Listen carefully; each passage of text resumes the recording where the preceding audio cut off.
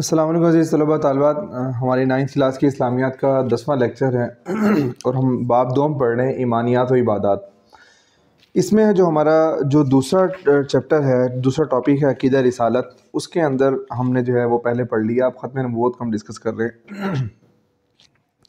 نبی کریم صلی اللہ علیہ وسلم کی جو خصوصیات ہم نے یہاں پر پڑھی، تو اس میں جو آخری خصوصیت ہے وہ یہ کہ نبی کریم صلی اللہ علیہ وسلم کو جو باقی انبیاء کرام کے ساتھ جو آپ کو خاص خصوصیات عطا فرمائی گئی ہیں، ان میں سے ایک ختم نبوت ہے۔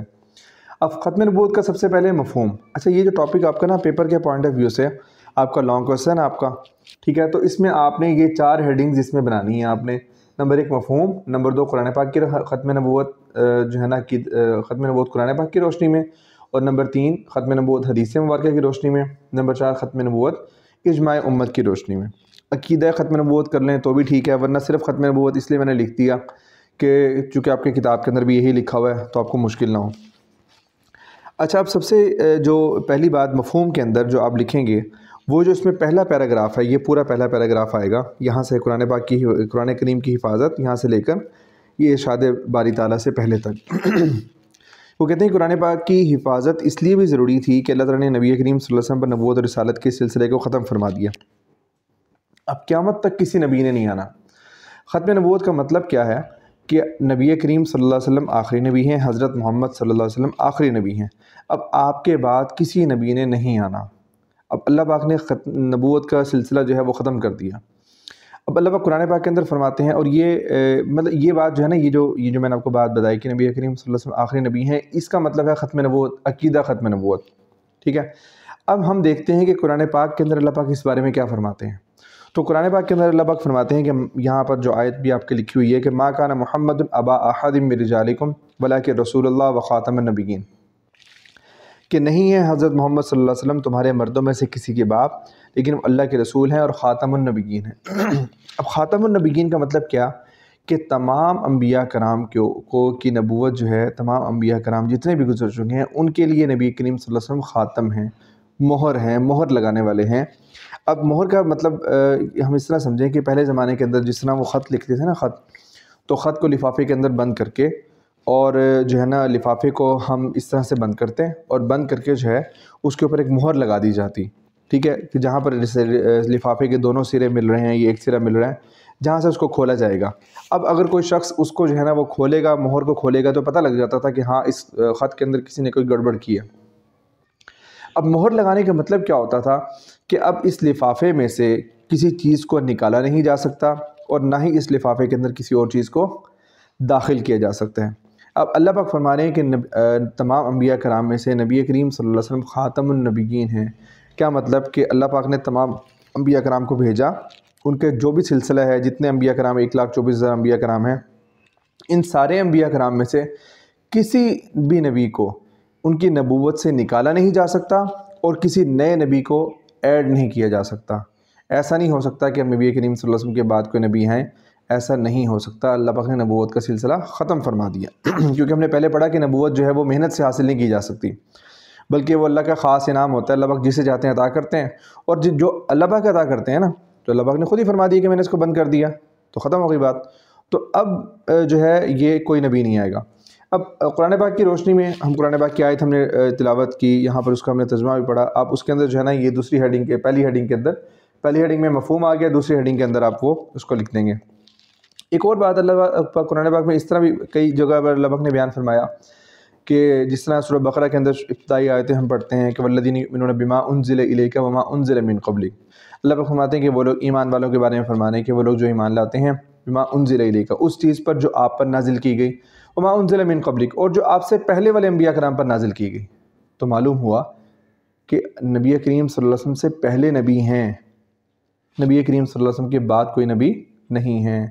اگر نبی کریم صلی اللہ علیہ وسلم کے بعد بھی کوئی نبی ہوتا تو اللہ پاک یوں فرماتے ہیں من قبلک ومن بعدک، لیکن اللہ پاک نے فرمایا کہ نہیں، صرف والذین یؤمنون بما انزل الیک وما انزل من قبلک، آپ پر ایمان لاتے ہیں، آپ کے اوپر جو کتاب نازل ہوئی، اور جو آپ سے پہلے والے انبیاء کرام پر۔ تو مسلمان ہونے کے لیے ضروری ہے کہ نبی کریم صلی اللہ علیہ وسلم کو جو آدمی آخری نبی مانے، آپ سے پہلے والے انبیاء کرام کی نبوت کو مانتا ہو، اور نبی کریم صلی اللہ علیہ وسلم کی نبوت کو مانے بھی صحیح، ایمان بھی لائے، اس کے اوپر عمل بھی کریں، اور اس بات کا یقین رکھے کہ آپ کے آگے کوئی نبی نہیں آئیں گے۔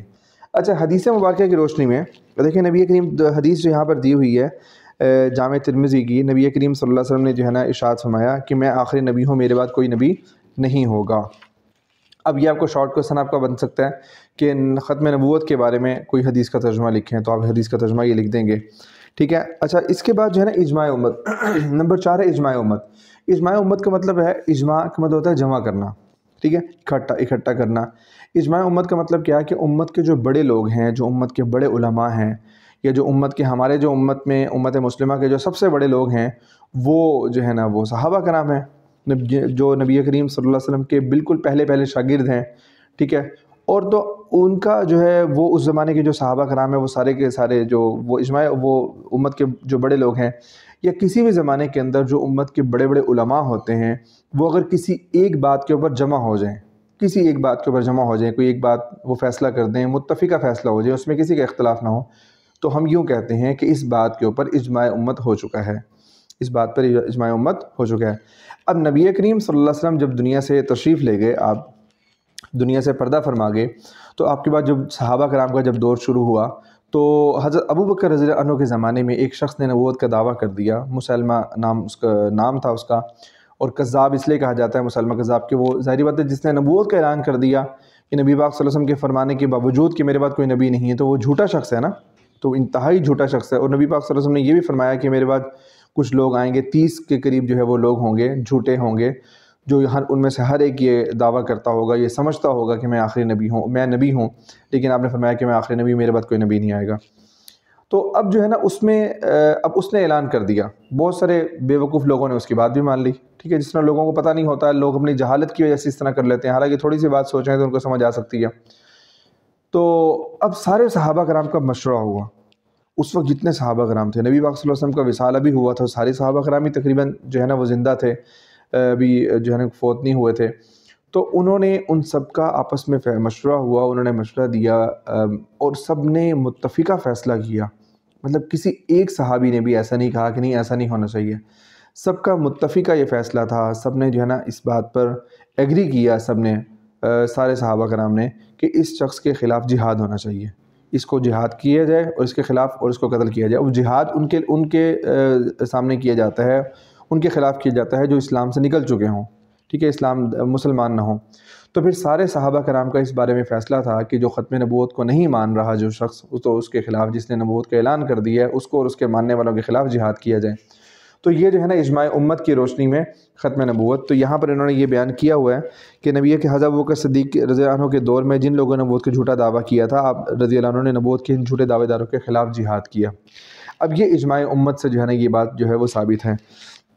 تو یہ ہمارا یہ ٹاپک ہے، اس میں دیکھیں نا، اب یہ پہلی ہیڈنگ ہے، اس میں تو یہاں سے پہلا پیراگراف آ گیا، دوسرے میں ارشاد باری تعالیٰ جو قرآن پاک کی روشنی میں جو یہاں پر آ جائے گا، اور جو حدیث جو ہے نا کہ نبی کریم صلی اللہ علیہ وسلم کی متعدد احادیث، یہ دیکھیں متعدد احادیث مبارکہ میں آپ نے اپنے خاتم النبی ہونے کا اعلان فرمایا، یہاں سے لے کے میں آخری نبی ہوں، میرے بعد کوئی نبی نہیں ہوگا، یہ آپ کی آ جائے گی تیسری ہیڈنگ میں، ٹھیک ہے۔ اور چوتھی ہیڈنگ میں جو آخری پیراگراف ہے، یہ پورا آپ کا چوتھی ہیڈنگ کے اندر آئے گا۔ تو یہ ہمارا ختم نبوت کا ٹاپک تھا، عقیدہ ختم نبوت پر روشنی ڈالیں، آپ کا لانگ کوسچن ہے، ٹھیک ہے۔ اس کے بعد جو دوسرا ہمارا لانگ کوسچن ہے نا، وہ بھی تھوڑا سا سمجھنے والا ہے، سمپل نہیں ہے، اس میں ہے رسالت کی خصوصیات تحریر کریں، جو ہمارا پہلا لانگ کوسچن ہے، تفصیلی جواب جو دیں۔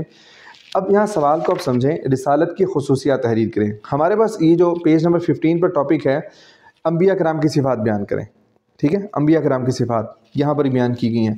سوال یہ ہے کہ رسالت کی خصوصیات تحریر کریں، انبیاء کرام کی صفات ہمارے پاس ٹاپک دیا ہوا ہے، ہم نے ایز اٹ از اٹھا کر اس کو ہم نہیں لکھ سکتے، کیونکہ آپ سوال کو سمجھیں، رسالت کی خصوصیات انہوں نے پوچھی ہیں، ٹھیک ہے۔ تو اب ہم نے یہ کیا کریں گے، ہم نے لکھنا اسی میں سے ہے، لیکن ہم نے اس کو ہیڈنگز میں ڈیوائڈ کر لیا۔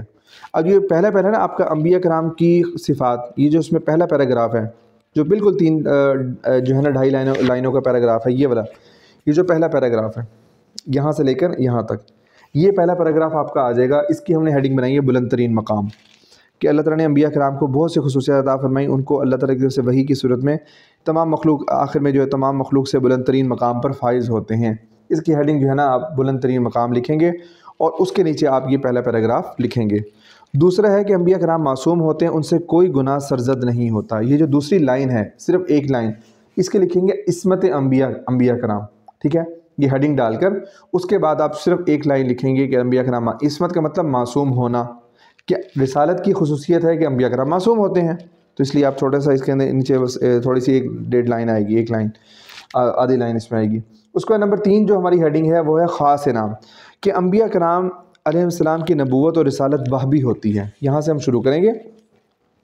انبیاء کرام کی نبوت اور رسالت وحبی ہوتی ہے، یہ خاص فضل سے ملتا ہے. یہ جو ہمارے پاس جو ڈیڑھ لائن ہے یہ ہمارا اس تیسری ہیڈنگ کے نیچے آ جائے گا. ٹھیک ہے، اور اس کے بعد ہے واجب الاطاعت ہونا. اس کے اگلا پیراگراف دیکھیں، اگلی لائن ہے کہ انبیاء کرام کی اطاعت واجب ہے. یہاں سے لے کر یہ آیت کا ترجمہ تک، یہاں تک جو ہے نا یہ ہمارا آئے گا واجب الاطاعت ہونا، یہ اس میں آ جائے گا. اچھا، اس میں دیکھیں ہمارا، میں نے آپ کو پہلے بتایا تھا کہ ابھی تک ہمیں پتہ نہیں ہے کہ ہمارا لانگ کوسچن، اس بک کا لانگ کوسچن کتنے نمبر کا ہوگا. اگر تو ہوگا 5 نمبر کا، پھر تو یہ 4 ہیڈنگز آپ کی کافی ہیں. ٹھیک ہے، اگر وہ ہوتا ہے 10 نمبر کا، پھر آپ یہ کریں گے کہ حضرت محمد صلی اللہ علیہ وسلم کا اعزاز، یہ 5ویں ہیڈنگ بھی ڈال کر پھر آپ جو نبی کریم صلی اللہ علیہ وسلم کی خصوصیات ہیں یہ بھی بیان کر دیں گے. اس طرح آپ کا ٹاپک جو ہے وہ آپ کا جو آنسر جو ہے وہ کافی لینتھی ہو جائے گا، انف ہوگا کہ آپ کو 10 مارکس آپ کو جو ہے وہ مل سکیں. تو اس لیے ورنہ اگر ہمارا 5 نمبر کا پیپر ہوتا ہے نا تو پھر ہمیں جو ہے وہ 4 ہیڈنگز ہمارے لیے کافی ہیں. چونکہ اگر 10 نمبر کا پیپر ہوتا ہے تو پھر ہم اس کو بھی اس ہیڈنگ کو بھی ڈال لیں گے، کیونکہ یہ نبی کریم صلی اللہ علیہ وسلم کی الگ سے خصوصیت ہے. تو تمام انبیاء کرام کی یہ رسالت کی خصوصیت، سب انبیاء کرام کی خصوصیات نہیں ہیں، تو اس لیے ہم نے اس کو الگ سے بیان کیا اور کتاب میں بھی الگ سے بیان کیا. لیکن اگر نمبر ہمیں زیادہ چاہیے ہوں گے، 10 نمبر کا پیپر ہوگا تو پھر وہ کوسچن ہوگا، تو پھر یہ ہوگا کہ ہمیں یہ بھی لکھنا پڑے گا. تو آپ کا تھوڑا سا لینتھی جو ہے وہ کوسچن ہو جائے گا، تو اس میں انشاءاللہ آپ کے مارکس آ جائیں گے. اچھا، اس کے بعد ہم جو شارٹ کوسچن دیکھ لیتے ہیں. ختم رسالت کا معنی مفہوم تو آ گیا، وہ جو ہے نا وہ تو بالکل وہ پہلا پیراگراف پورا ہو گیا، سیم ہو گیا. رسالت کی ضرورت و اہمیت کو واضح کریں. رسالت کی ضرورت و اہمیت کے اندر بھی جو ہے نا یہ چیز آ جائے گی. یہ پورا پیراگراف پورا بھی لکھا جا سکتا ہے، آدھا بھی لکھ لیں تو بھی صحیح ہے. ورنہ اگر ٹائم ہے آپ کے پاس پورا لکھا جا سکتا ہے تو لکھ لیں، ورنہ بہت زیادہ ہو جائے گا پہلا یہ پورا پیراگراف.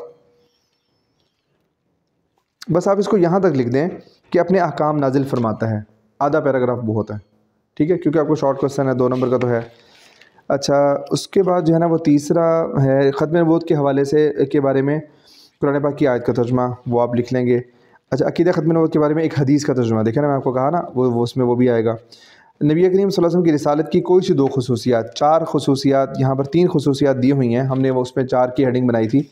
تو ہم جو ہے نا اس کو جو ہے وہ 3 خصوصیات، ان میں سے کوئی بھی 2 خصوصیات آپ وہ لکھ سکتے ہیں. باقی ہمارے لانگ کوسچن ہو گئے. تو یہ ہمارا جو ہے نا آج کا 10واں لیکچر تھا. امید آپ کو بات سمجھ آئی ہوگی. اگر آپ نے کوئی بات پوچھنا ہو تو کمنٹ سیکشن میں آپ پوچھ سکتے ہیں. بہت شکریہ. السلام علیکم.